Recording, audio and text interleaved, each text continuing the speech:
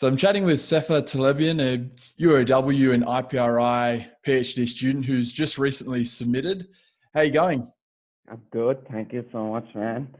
What's going on in this Uh, crazy world? yeah, trying to get by, as I'm sure you I are. know. Obviously, a different time than you would have probably Yeah, expected after just submitting your PhD. Uh, yeah, definitely. so you've just submitted 6 weeks ago, I believe?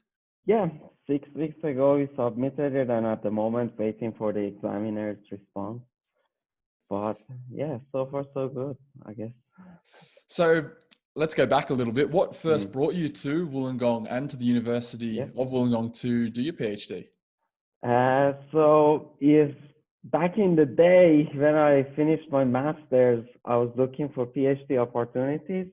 I looked around the globe, to be honest, everywhere from United States, Canada, and in Australia, I was familiar with the work that Javad and Gordon were doing on conductive fibers. So from there on, I just contacted Javad and applied for a scholarship. I got the university scholarship, and there I was in Wollongong. So where are you originally from? I'm originally from Iran, Tehran, to be exact. So how was that transition coming over to Australia to do your PhD? So I came to Australia from Malaysia because I studied my master's in Malaysia. So I already had like 5 years of experience living outside of home. But Australia was like a really, really good experience for me in the sense that I got to hang out with people from different parts of the world and getting to know different cultures. In that sense, it really helped me. Yeah. So jumping into your PhD, what was the Mm. focus of it? So the PhD was on local delivery of drugs for cancer therapy.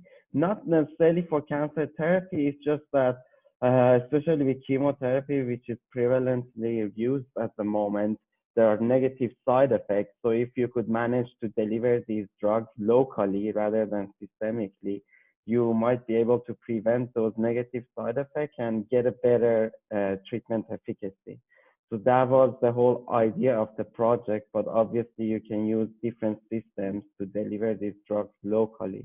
So that's what I was doing these past 4.5 years, trying to develop these systems that can allow controlled release of these drugs. And you could also use them as implants. And did you have some good outcomes?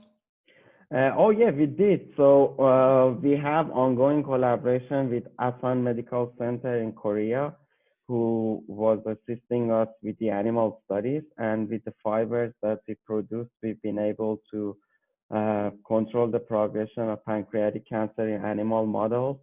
Now we're obviously still working on that project as well as making new connections to develop this system and to build on top of this platform that we've already created. So throughout that PhD experience, what were some of the key technical and also non-technical skills you obtained?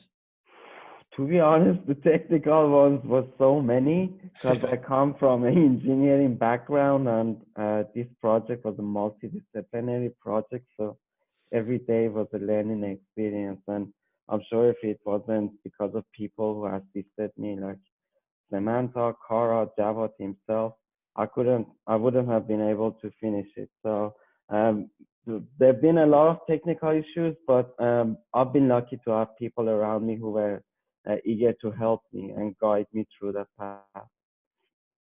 What And about, non-technical issues, oh, you mentioned non-technical, sorry to jump no, in. that's okay.